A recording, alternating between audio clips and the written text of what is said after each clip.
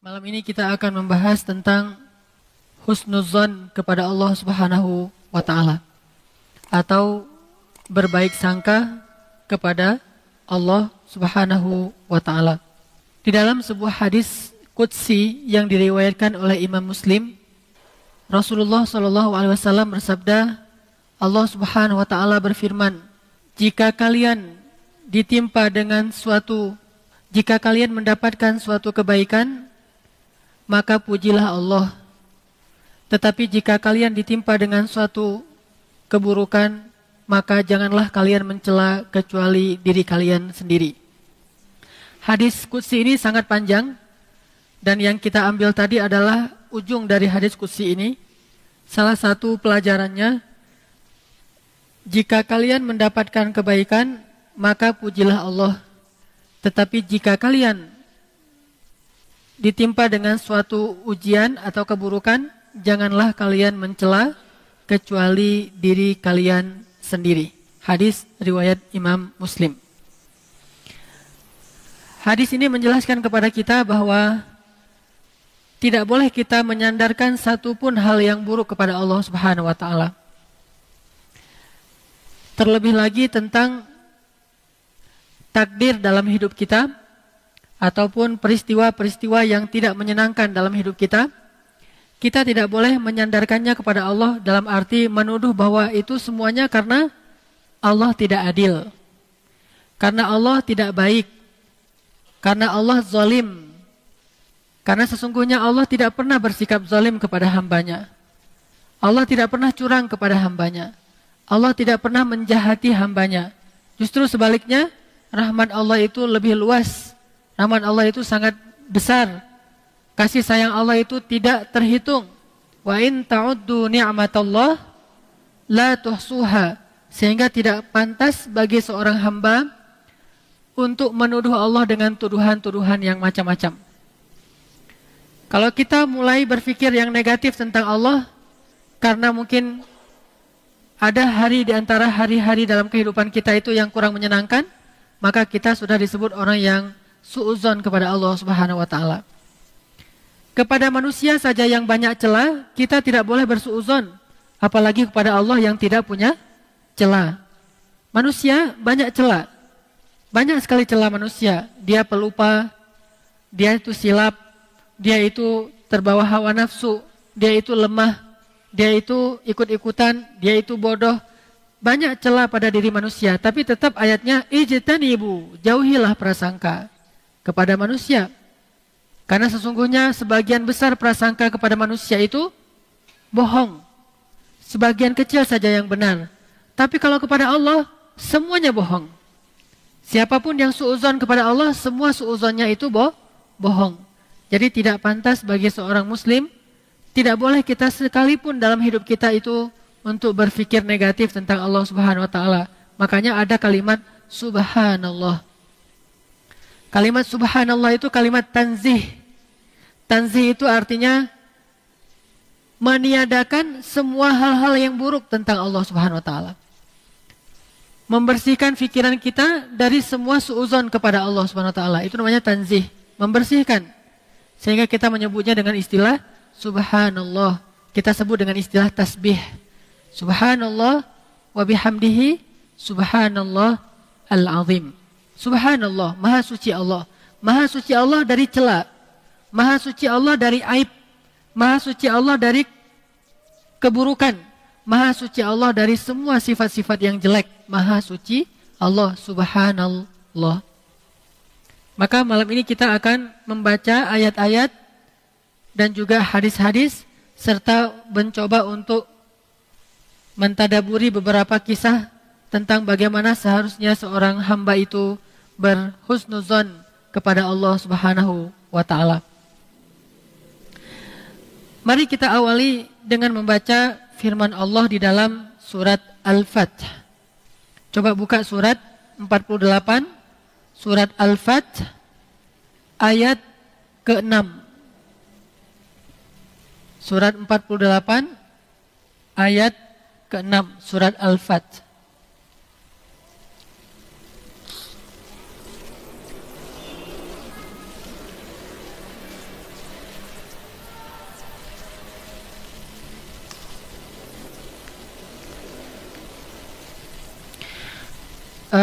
أعوذ بالله من الشيطان الرجيم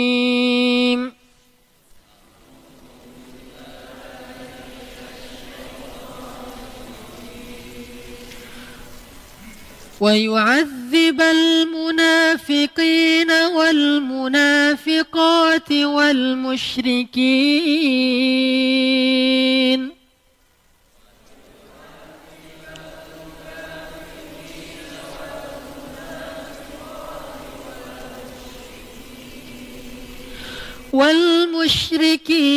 والمشركات الظانين بالله ظن السوء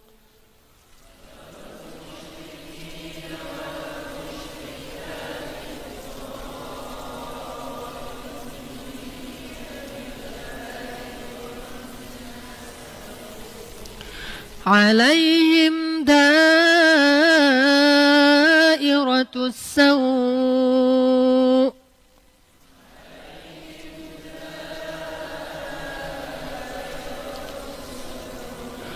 وغضب الله عليهم ولعنهم وأعد لهم جهنم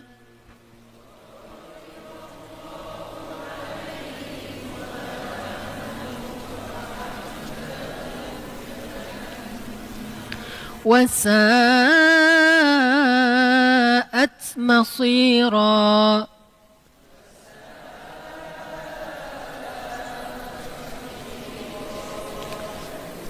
Dan dia mengazab orang-orang munafik laki-laki dan perempuan, dan juga orang-orang musyrik laki-laki dan perempuan yang berburuk sangka terhadap Allah.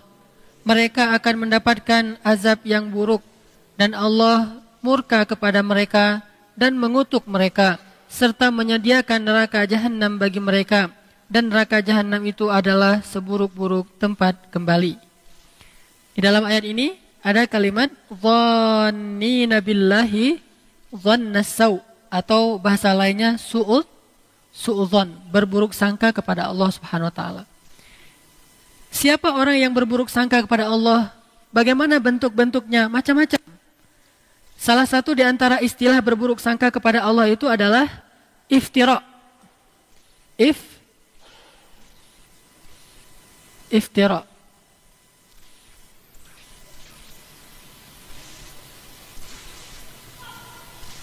Al-iftira. Iftira itu mengada-ngada. Mengada-ngada atau menyebutkan sesuatu yang tidak pantas kepada Allah. Iftira. Alallahil kadhib. Mengada-ngada kepada Allah dengan kedustaan. Dan ini adalah salah satu bentuk berburuk sangka kepada Allah Subhanahu wa taala. Terutama suka mengada-ngada tentang zat Allah. Pertama, berburuk sangka tentang zat Allah.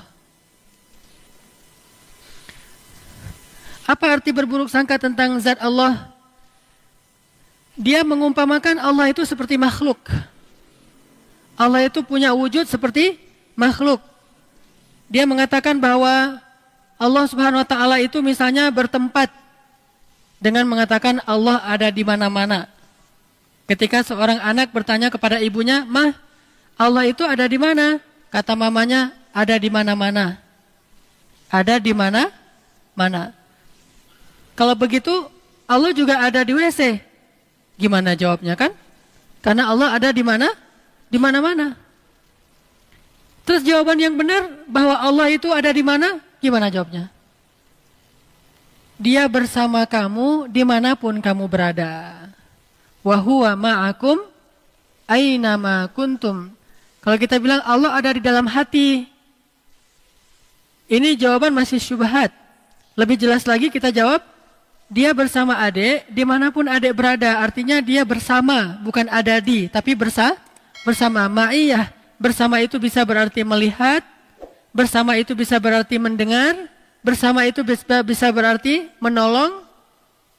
La tahzan, innallaha ma'ana. Allah bersama kita. Allah ma'as sabirin. Allah bersama orang yang sabar. Artinya ketika seseorang menyebutkan bahwa Allah itu ada di sini, Allah itu ada di situ dalam bahasa bahwa Allah itu bertempat, maka dia telah suudzon terhadap Allah. Atau zat lain tentang Allah dikatakan bahwa Allah itu enggak sendiri. Allah itu punya partner. Bahasa yang sering kita dengar itu sekutu. Sekutu itu adalah bahasa politiknya koalisi. Kalau bahasa bisnisnya partner. Kalau bahasa keluarganya pasangan. Kalau bahasa hubungan sosialnya itu teman, sahabat, syarik. Syarik itu artinya kalau dalam bisnis, syarik itu partner bisnis.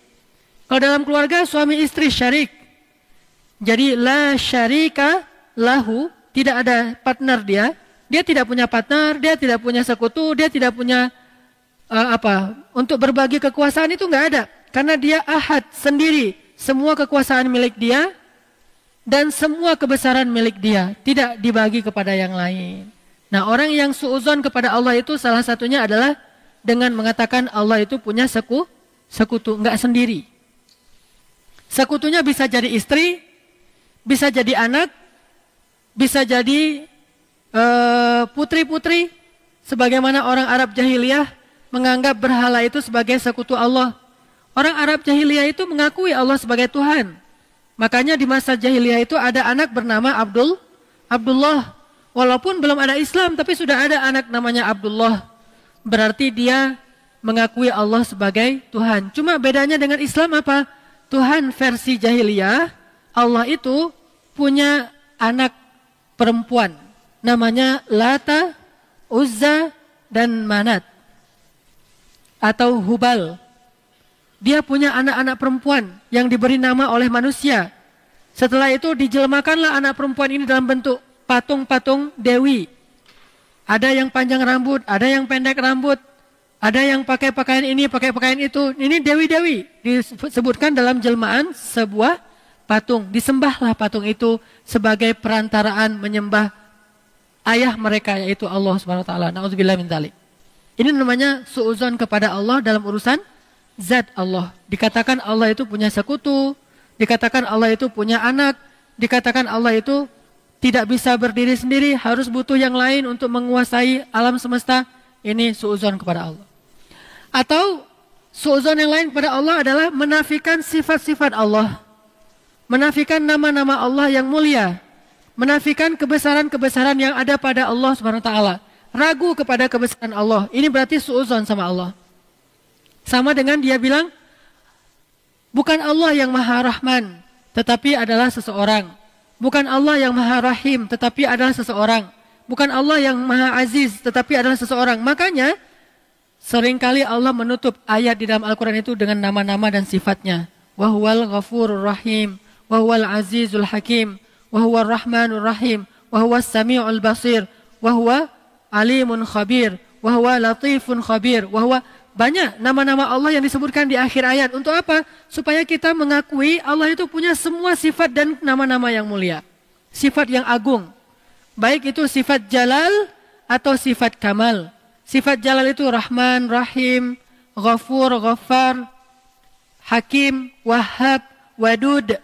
Sifat kamal yaitu sifat Aziz, Jabbar, Qahar, Mutakabbir. Apalagi sifat-sifat yang keras. Semuanya adalah sifat-sifat Allah yang harus kita akui. Nggak boleh kita meragukan satupun di antara sifat-sifat Allah dalam kehidupan kita sehari-hari. Contoh, Allah Razzaq, Allah Maha Pemberi rezeki. Kita nggak boleh khawatir. Kalau kita, apa arti yakin dalam bahasa Arab? Istilahnya apa? Percaya dalam bahasa Arab, istilahnya apa? Iman. Iman itu dari bahasa aman, yang artinya nyaman. Tidak ada rasa gundah, tidak ada gangguan, tidak ada zilzal, guncangan, tidak ada raib, keraguan-raguan, aman.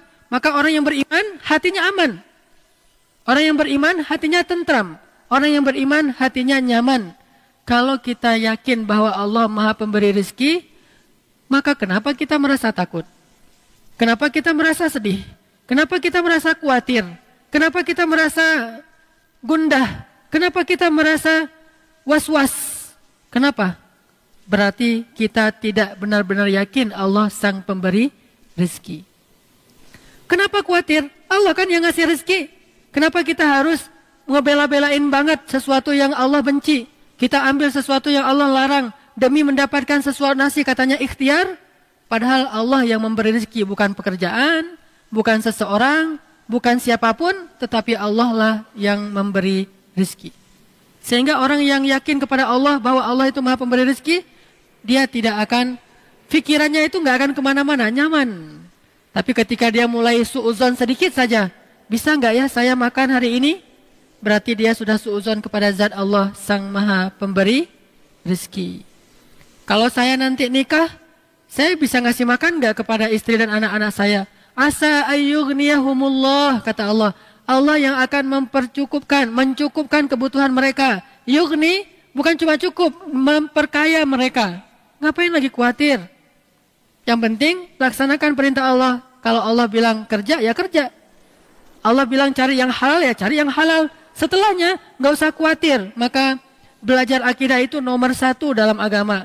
Namanya fiqhul akbar, fikih terbesar.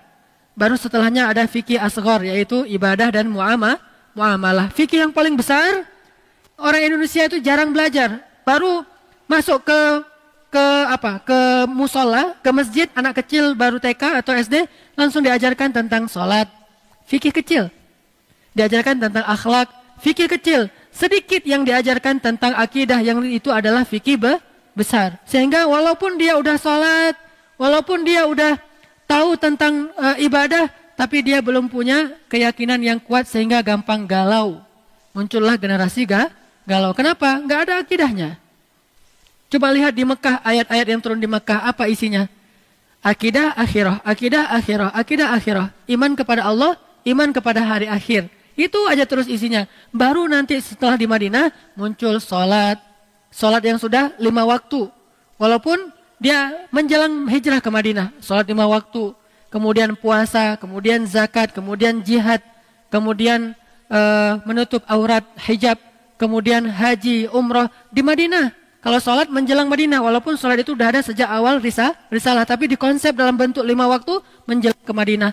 Intinya syariat itu baru muncul setelah sampai di Madinah. Sebelumnya, akidah akhirah, akidah akhirah. Coba lihat ayat-ayat tentang yang di juz amma, rata-rata akhirah, akhirah, akhirah, akidah. Ini menunjukkan bahwa yang harus kita bangun terlebih dahulu adalah jangan suuzon sama Allah. Kalau kita udah nggak suuzon sama Allah, insya Allah kita nggak akan suuzon sama manusia. Kita tidak akan menjelek-jelekkan manusia. Kenapa? Bagaimanapun juga dia adalah ciptaan Allah. Makanya salah satunya yang paling gampang, misalnya Allah maha pemberi rezeki. Udah, kenapa ragu? Kenapa kita bilang ini jangan, ini nggak boleh, pekerjaan ini haram. Tapi keuntungannya gede. Berarti makin gede dosanya. Udah, tinggalkan saja pekerjaan ini, ambil pekerjaan lain yang halal. Terus saya mau makan apa? Nah, ini enggak yakin sama Allah nih, iftira. Ini suuzon sama Allah. Kalau misalnya dikatakan ini haram Ustaz, haram. Tanya lagi ke Ustaz lain, Ustaz ini halal enggak? Haram. Ustaz ini halal enggak? Haram. Dalilnya jelas. Ya sudah, mulai hari ini juga saya langsung akan resign, saya akan minta berhenti. Bahkan uang pensiunnya pun saya enggak berani makan. Kalaupun saya ambil, saya kasih ke fakir miskin, tapi saya tidak akan makan. Kenapa? Saya tahulah Allah yang maha pemberi rezeki. Falima syak. Lalu kenapa ragu? Kenapa was-was? Kenapa khawatir? Gara-gara kurang yakin kepada sang pemberi rezeki. Kan enak hidup kalau udah yakin sama Allah maha pemberi rezeki. Dan yakin itu yakin yang paling benar. Kalau keyakinan kepada selain Allah, keyakinan yang palsu. Hari ini kita mendapatkan bukti, besok udah nggak ada lagi bukti itu. Dia sudah mengecewakan. Tapi kalau yakinnya kepada Allah, Allah maha benar. Kita sering mendengar itu, shadaqallah. Bahkan kalau ada orang yang ngaji lupa bilang shadaqallahul-azim, kita protes. Tapi kita nggak percaya sama Allah, itu aneh tuh. Ada orang ngaji, kan shadaqallahul-azim itu bukan bagian dari ayat ya. Jadi kalau kita habis ngaji bisa bilang shadaqallahul-azim itu dengan keras atau pelan. Nggak harus shadaqallahul-azim. Itu kan qori. Kan kita nggak harus gitu. Kita bisa baca misalnya wasa'at masira. Sadaqallahul azim. Bisa. Atau bareng-bareng sadaqallahul azim semuanya kan bisa kan? Namanya juga bukan ayat. Kalau lupa dibaca pun tidak dosa. Tapi karena luar biasa ya kita ya hebat. Kalau ada yang lupa bilang sadaqallahul azim, Ustaz kok tadi nggak pakai sadaqallahul azim? Tapi giliran dikatakan yang tadi Allah Maha Pemberi rezeki, tinggalkan pekerjaan itu. Terus nanti saya makan apa? Mana sadaqallahul azim? Mana yang dia bilang Allah itu Maha benar? Udah gitu terjemahannya salah lagi kan? Maha benar Allah dengan segala firman-Nya. Padahal apa? Maha benar Allah yang Maha Agung. Oh kok gitu Ustaz? Kan udah berpuluh-puluh tahun sejak zaman Soekarno kita udah Maha benar Allah dengan segala firman-Nya. Itulah orang kita, kalau udah jadi kebiasaan, nggak mau lagi diubah. Takut dengan perubahan. Dia bilang nggak boleh fanatik. Kenapa fanatik kepada yang nggak benar? Kenapa nggak berfanatik kepada yang benar? Itu aja udah terjemahannya salah. Dan terus kenapa juga harus kalau ada qori itu terus sari tilawah harus perempuan? Mentang-mentang gara-gara istilahnya sari gitu? Harus perempuan? Shadaqallahul azim. Udah sebelahnya, aku berlindung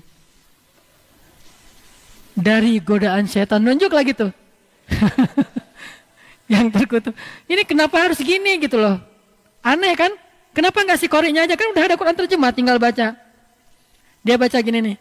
Dengan nama Allah yang Maha Pengasih lagi Maha Penyayang. Sungguh kami telah memberikan kepadamu kemenangan yang nyata. Kan jelas. Kenapa harus ada dua orang?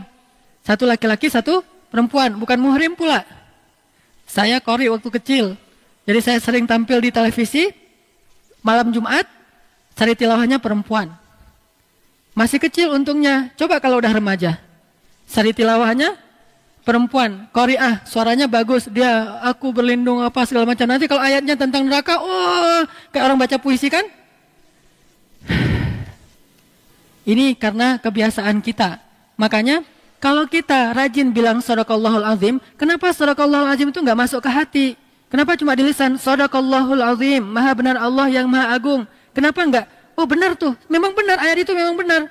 Memang Allah Maha Razzaq, memang Allah Maha Rahman, memang Allah Maha Ghafur, memang Allah Wahhab. Jadi kalau misalnya dia belum dapat anak, berdoa lagi berdoa supaya Allah kasih anak. Udah berdoa, bukan udah nggak ada cerita udah berdoa, terus berdoa. Kenapa? Kalau nggak dikasih anak nanti dikasih di mana? Di surga. Emang di surga ada anak? Hadis riwayat Tirmidzi. Baru aja kemarin saya baca. Kata Nabi, ketika seseorang menginginkan anak di surga, hari itu juga istrinya hamil dan melahirkan tanpa rasa sakit. Hadis riwayat Tirmidzi.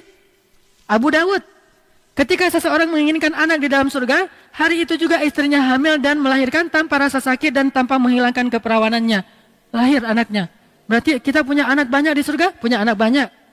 Makanya nggak usah berputus asa, minta aja anak. Rabbi habli minas solihin, Rabbi habli min ladunka waliya, waj'alhu Rabbi radiyya, Rabbi habli min ladunka dzurriyyatan thayyibah, Rabbana hab lana min azwajina wa dzurriyyatina qurrata a'yun. Kok belum Ustaz? Ala inna nasrallahi qarib, innallaha sami'ud du'a, Rabbi habli minas solihin, Rabbi habli minas solihin. Terus saja minta. Kenapa? Allah kita yakin Sami', Maha mendengar.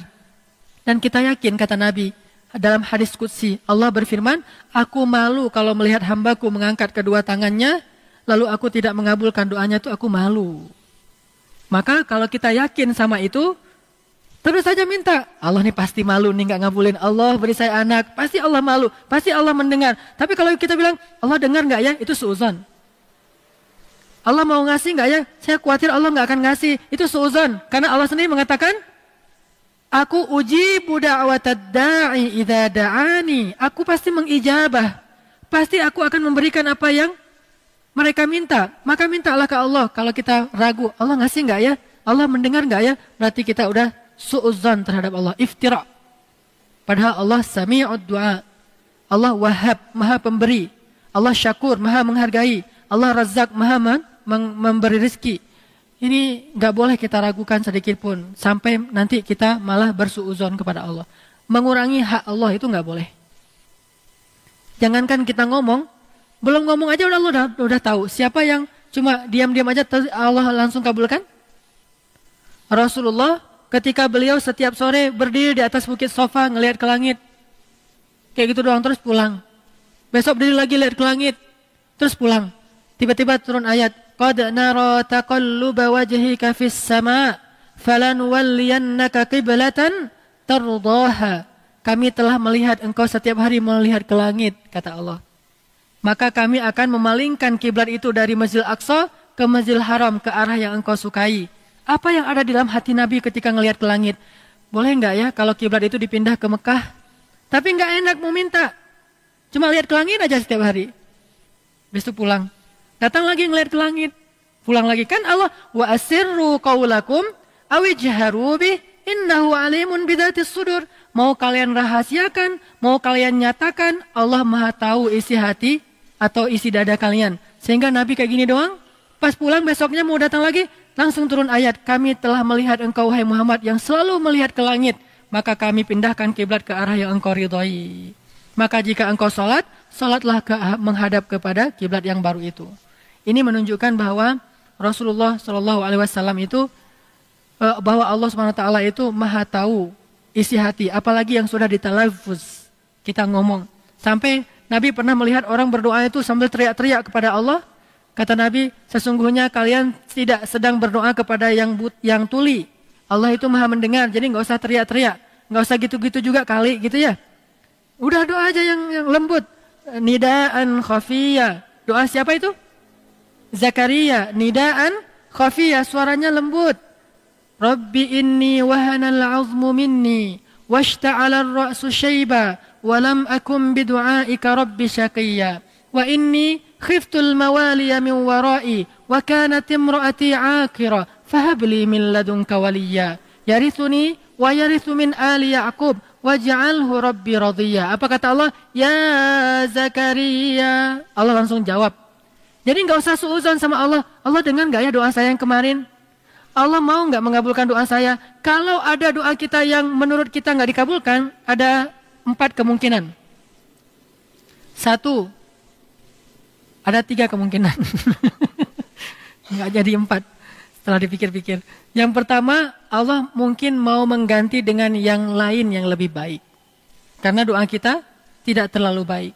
Kemungkinan kedua, Allah mau menundanya nanti di akhirat. Karena kita lebih butuh di akhirat daripada di dunia. Yang ketiga, Allah memang tidak mengabulkan yang kita minta, tetapi Allah mencegah kita dari suatu musibah ataupun masalah yang setingkat dengannya. Kan suka ada promosi tuh, umroh, hotel bintang 5, Zam-Zam Tower, atau setaraf, kan gitu kan ya? Setaraf. Allah bisa jadi menghilangkan dari kita satu masalah dalam tanda apa? Garis miring, setaraf. Setaraf dengan yang kita minta. Itu kemungkinan yang ketiga tuh. Apakah akan kecewa? Nggak akan kecewa. Namanya juga mungkin lebih baik yang setaraf daripada yang kita minta. Misalnya, umroh nginap di Zam-Zam Tower. Di Zam-Zam itu, kelihatan gedungnya dekat. Tapi ke kamarnya jauhnya minta ampun. Kita harus naik lift berkali-kali kan? Masuk lift, naik. Terus keluar lift, masuk lift lagi, naik lagi. Berkali-kali. Memang gedungnya paling dekat dengan masjid. Tapi kalau kita nginapnya di Elaf Kindah misalnya, ini jadi ngomongin hotel. Nginapnya di Elaf Kindah. Elaf itu di belakang Zam-Zam, tapi kita keluar dari masjid langsung masuk hotel, 1 kali naik lift langsung masuk kamar. Bisa jadi yang setaraf itu lebih baik daripada yang kita inginkan. Cuma kita, kok Elaf sih, kok bukan Zam-Zam? Kan kata orang paling enak Zam-Zam. Kata orang, karena mereka mau mengatakan itu sebelum masuk ke Zam-Zam, pas sudah keluar dari Zam-Zam, ternyata enak Elaf ya. Nah gitu tuh, karena belum dikasih. Pas dikasih, baru dia komentar, oh ternyata nggak gitu-gitu amat. Sehingga dikasih lah, akhirnya bukan Zam-Zam, dikasih Hilton, dikasih Intercon misalnya, yang setaraf. Allah bisa saja nggak mengabulkan yang kita minta, tapi dikasih yang lebih baik, atau dihilangkan satu masalah yang setaraf dengan yang kita minta. Kemungkinannya seperti itu. Atau kemungkinan yang lain selain 3 ini, memang kita belum layak dikabulkan doanya. Kenapa? Rezeki kita haram, kemudian kita masih memutuskan silaturahim, kemudian kita belum mengijabah perintah Allah. Falyastajibu li wal yu'minu bi. Hendaklah mereka memenuhi panggilanku, kata Allah, baru aku penuhi panggilannya. Aufu bi ahdi ufi bi ahdikum. Tunaikan janji kalian, aku tunaikan janjiku. Fadhkuruni azkurkum. Ingat aku ingat kalian. Ihfazillaha yahfazka. Jaga Allah, Allah akan jaga kalian. Ana inda dhanni abdi bi. Makanya pakailah zon yang baik. Ana inda dhanni abdi bi. Aku tergantung prasangka hambaku kepadaku. Makanya kalau dia ingat aku ingat dia. Kalau dia sebut namaku sebut namanya di dalam majelis yang lebih baik. Kalau dia mendekat kepadaku sejengkal, aku mendekat kepadanya sehasta. Kalau dia mendekat kepadaku sehasta, aku mendekat kepadanya sedepa. Kalau dia datang kepadaku dengan berjalan, aku datang kepadanya dengan berlari. Aku tergantung prasangka hambaku kepadaku. Makanya jangan berprasangka yang buruk kepada Allah. Allah nggak akan ngasih nanti. Jangan kita bilang, Allah bisa nggak ya kasih saya makan? Bukan cuma kita yang Allah jaminkan makan. Semut, bahkan dud, ulat yang paling kecil yang berada di dalam laut pun dijamin oleh Allah makannya. Allah yang jamin. Lalu kenapa kita nggak terjamin? Orang kita punya akal, kita lebih sempurna daripada ulat yang nggak punya mata, nggak punya akal, nggak punya mata bahkan. Tapi dia dijamin dapat rezeki. Nggak usah khawatir. La tahzan. Jangan khawatir, jangan sedih. Karena sesungguhnya kita punya Rabb yang maha agung. Kita beruntung. Allah menyebut kita sebagai hambanya. Sehingga kita punya Allah, punya Rabb yang maha luar biasa. Sehingga terjamin udah. All risk. Semuanya dijamin oleh Allah. Nggak ada istilah cuma TLO doang. All risk. Semuanya resiko Allah yang jamin. Apa masalah kamu? Oh tenang. Apa masalah kamu? Oh tenang. Kenapa? Allah punya sifat dan nama-nama yang mulia. Lebih dari 99 nama. Makanya nggak boleh suudzon kepada zat Allah. Yang kedua, suudzon kepada ketentuan Allah. Namanya takdir, qadha dan qadar.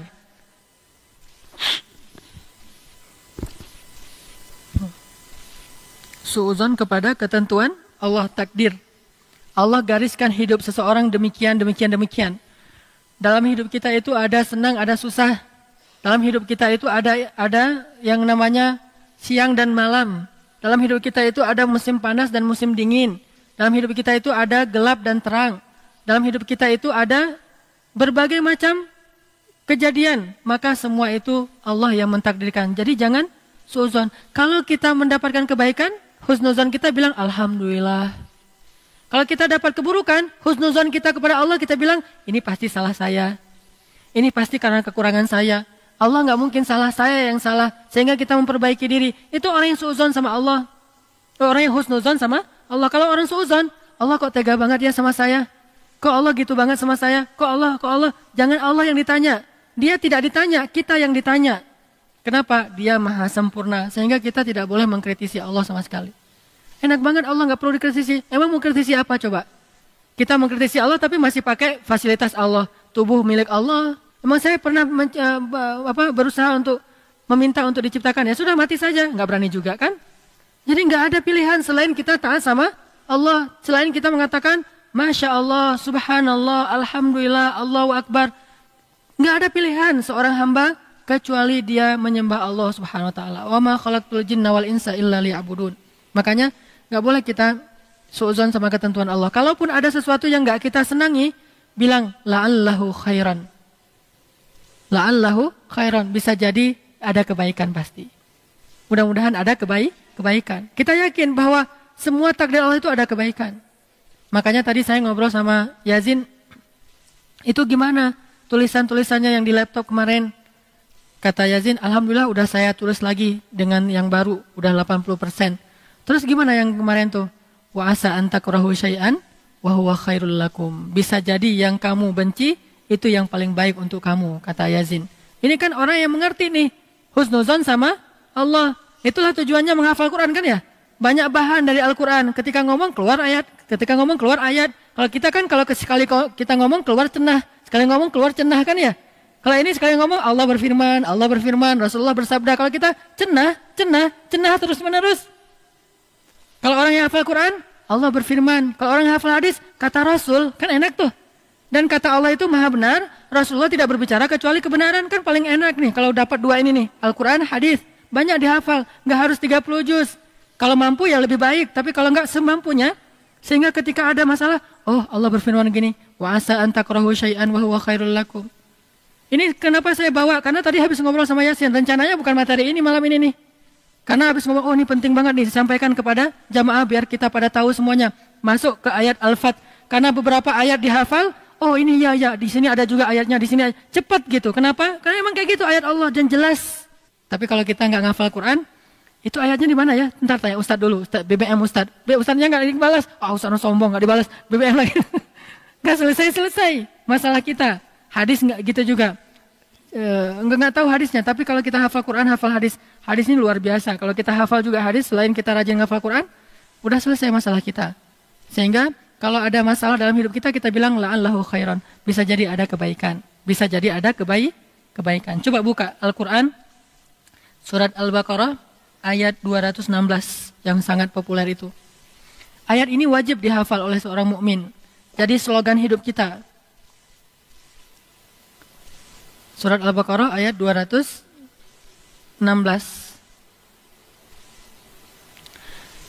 Walaupun pembukaannya tentang perang, coba lihat setelah kalimat perang itu, wa asa an takrahu syai'an wa huwa khairul lakum wa asa an tuhibbu syai'an wa huwa syarrul lakum wallahu ya'lamu wa antum la ta'lamun.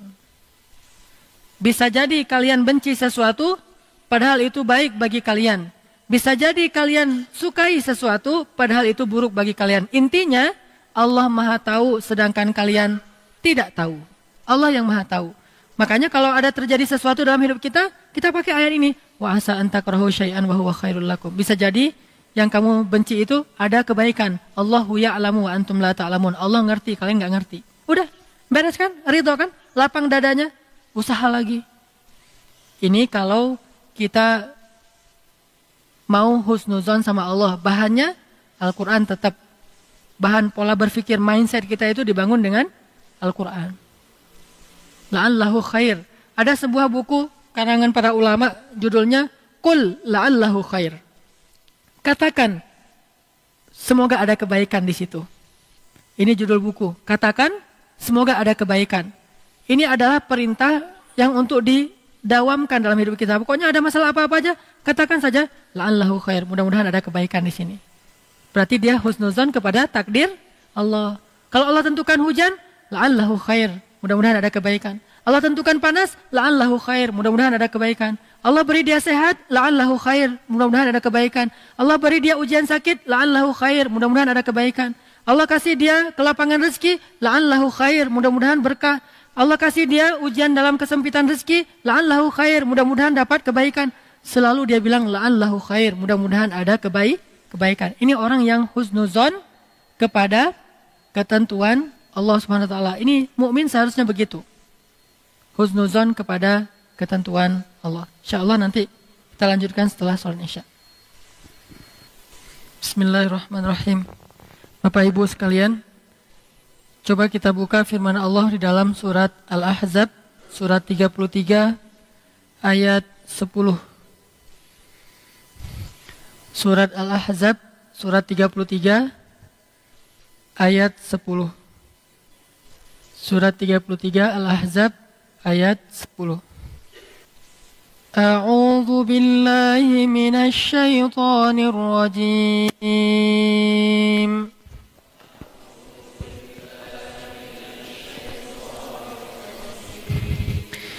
Bismillahirrahmanirrahim.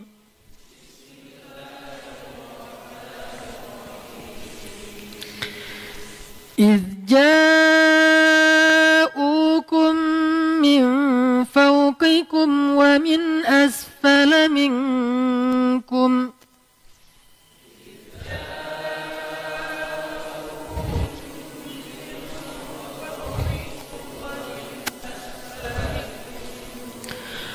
وإذ زاغت الأبصار وبلغت القلوب الحناجر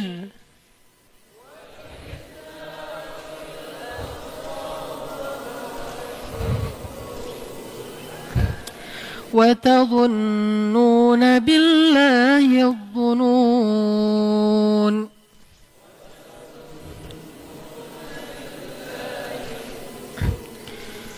هنالك ابتلي المؤمنون وزلزلوا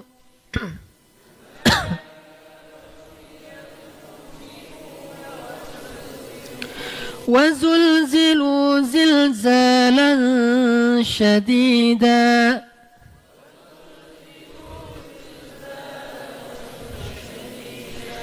وإذ يقول المنافقون والذين في قلوبهم مرض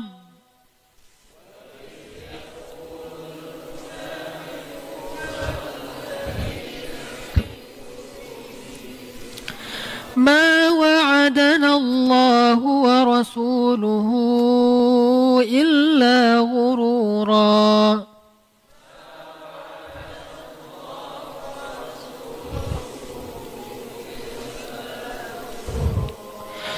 وإذ قالت طائفة منهم يا أهل يثرب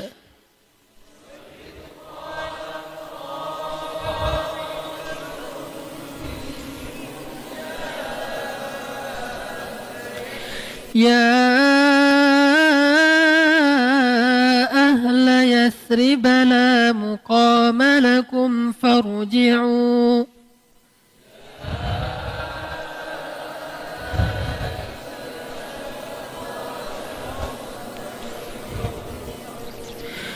ويستأذن فريق منهم النبي يقولون إن بيوتنا عورة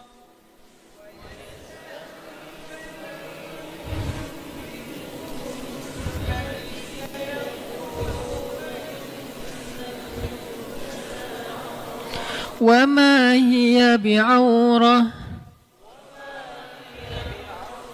إن يريدون إلا فرارا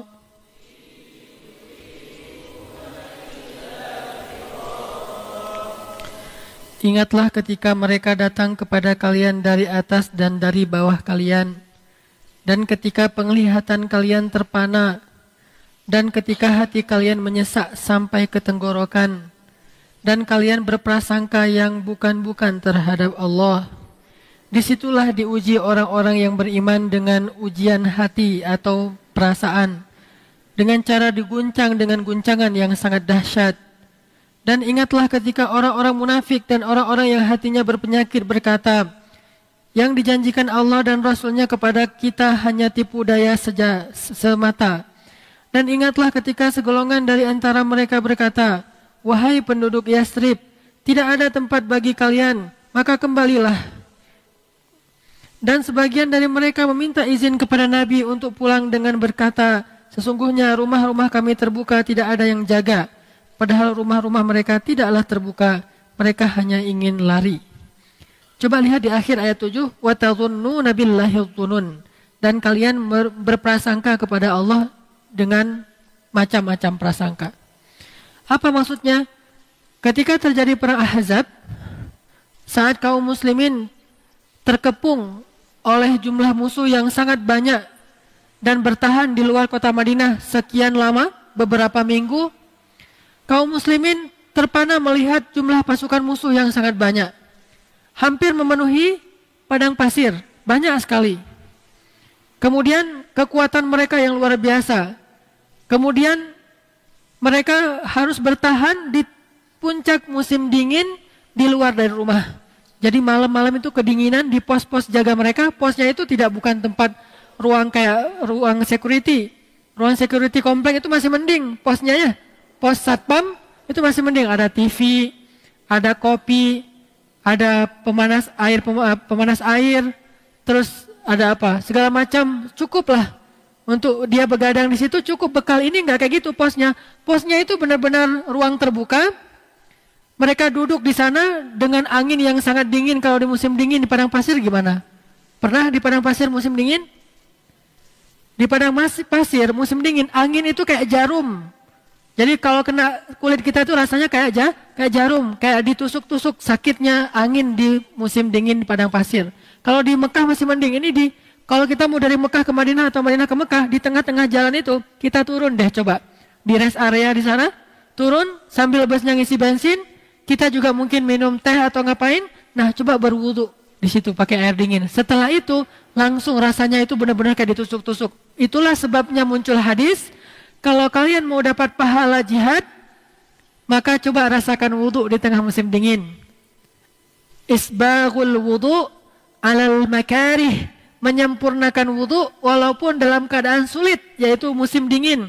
Fadzalikumur ribat, fadzalikumur ribat, fadzalikumur ribat. Itu sama dengan mengepung benteng musuh. Itu sama dengan mengepung benteng musuh. Itu sama dengan mengepung benteng musuh. Kenapa? Karena mengepung benteng musuh di puncak musim dingin kayak gitu rasanya. Kalau pengen ngerasain, cobalah wudu di puncak musim dingin di tengah padang pasir, kata Nabi. Intidharus shalah ba'da shalah, menunggu waktu salat setelah salat, iktikaf maksudnya. Di situ juga kita bisa ngerasain gimana bosannya mengepung benteng musuh, itu bosan banget. Berjaga-jaga di perbatasan ataupun di pos-pos itu membosankan. Sehingga kaum muslimin waktu itu mulai lemah.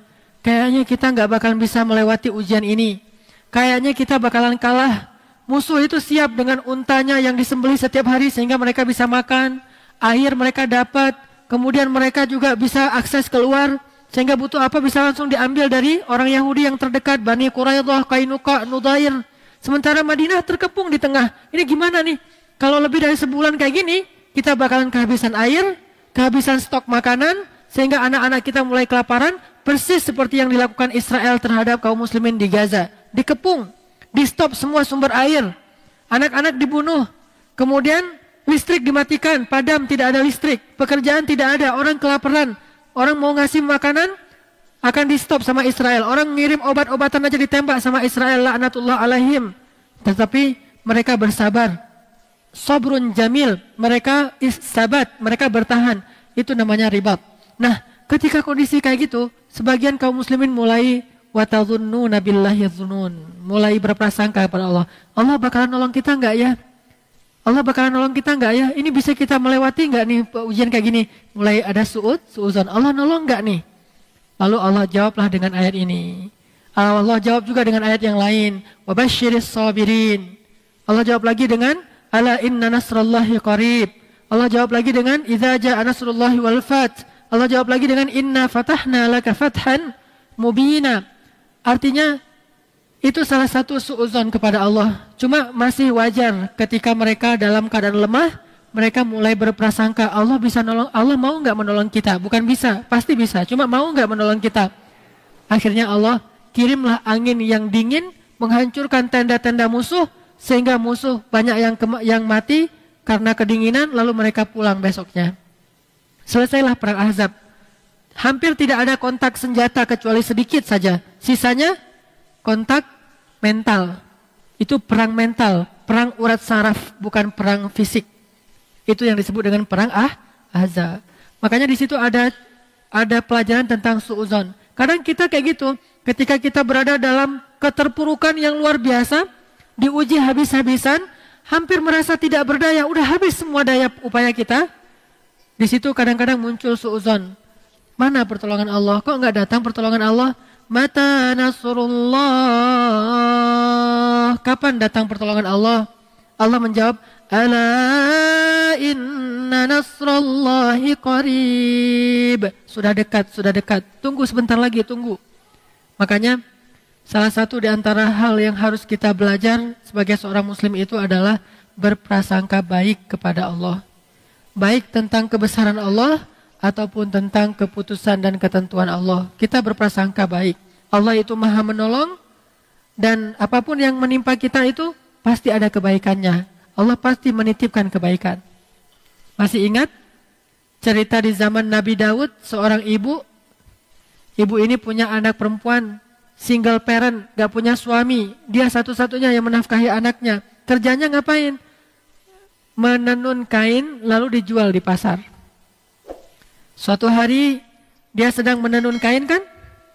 Setelah lagi menenun kain gitu hampir selesai, dia taruh.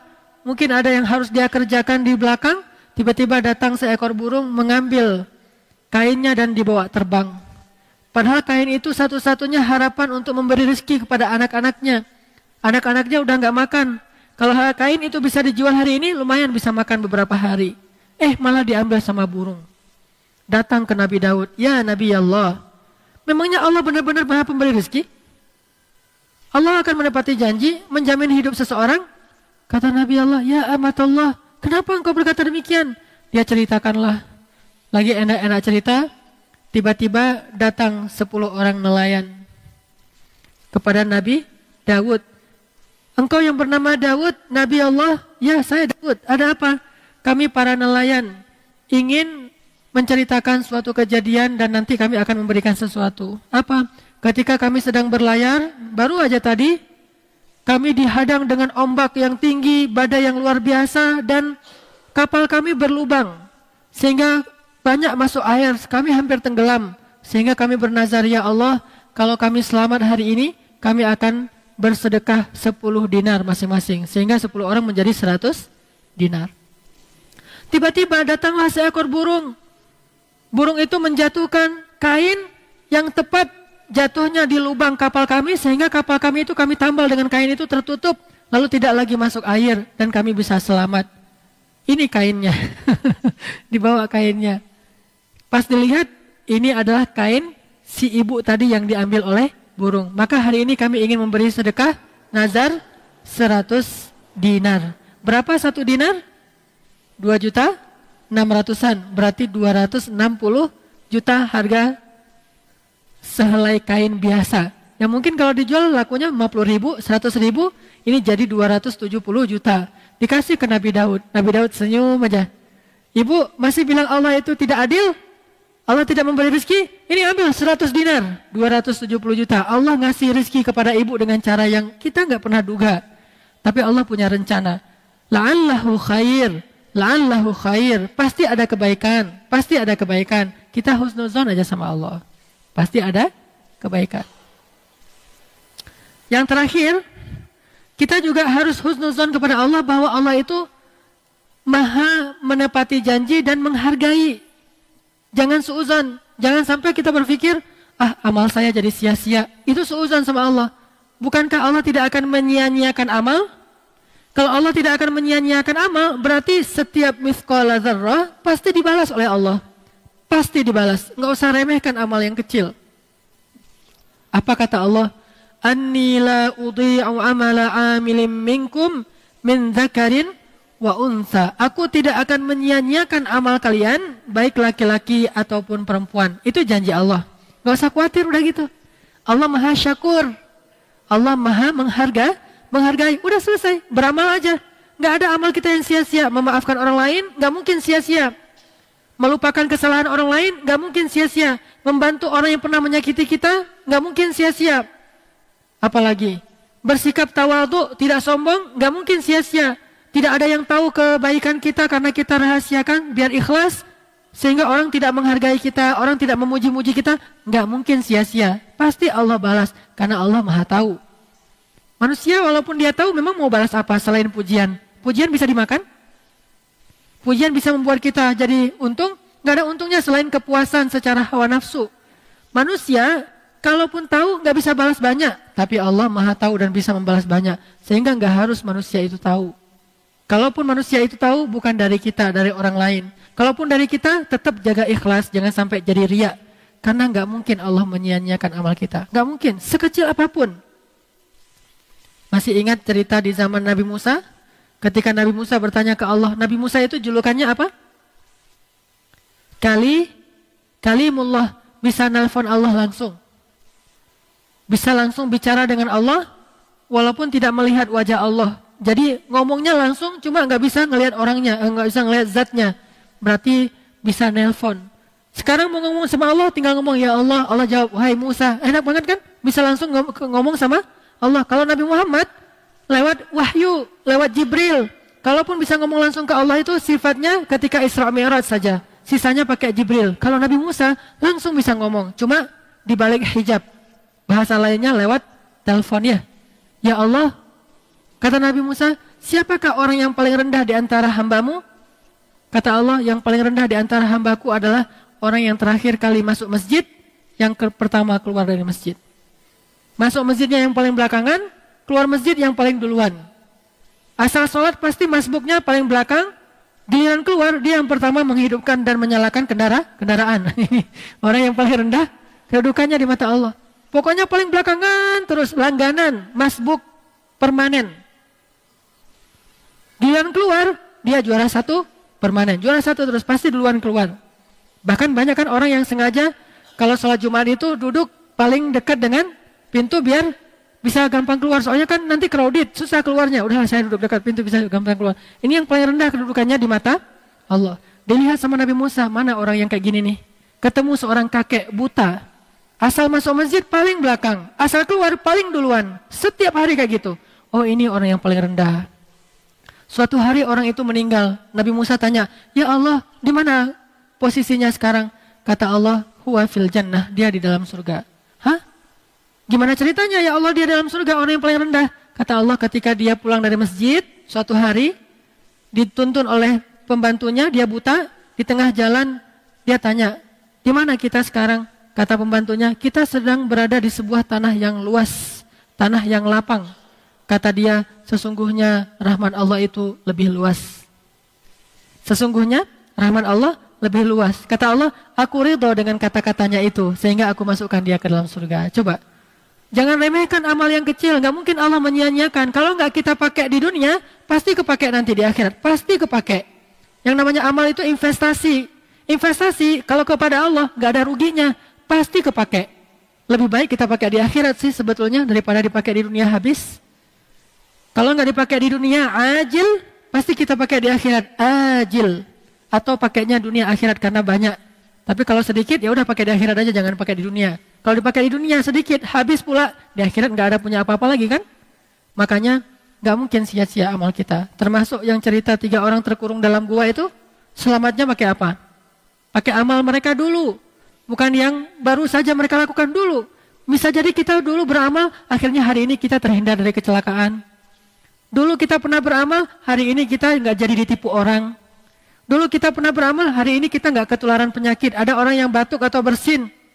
Kita kena, seharusnya kita kena penyakit, tapi Allah hindari. Dulu kita beramal, hari ini akhirnya kita bisa untung. Dulu kita beramal, hari ini akhirnya kita bisa dapat kebaikan. Itu semuanya adalah hasil amal kita yang dulu. Yang kita nggak sadar. Makanya beramal itu nggak usah dihitung. Amal aja terus, nanti pasti akan kepake. Pasti nanti akan kepake. Makanya kita husnuzan sama Allah dalam beramal. Jangan berpikir amalan kita itu sia-sia. Ah, rugi aja, capek-capek saya tahajud selama ini nggak ada hasil. Udah capek saya pergi umrah ternyata tetap aja rugi. Belum untung nih perniagaan saya udah minta di depan multazam. Nggak mungkin sia-sia. Kalau nggak dipakai sekarang, dipakainya nanti di akhirat. Tinggal lakukan saja. Setelah itu percaya sama Allah. Percaya sama Allah. Jangan suuzon kepada Allah. Mudah-mudahan ini bermanfaat. Kita tutup dengan doa kafaratul majelis. Subhanakallahumma wa bihamdika asyhadu an la ilaha illa anta astaghfiruka wa atubu ilaik. Assalamualaikum warahmatullahi wabarakatuh.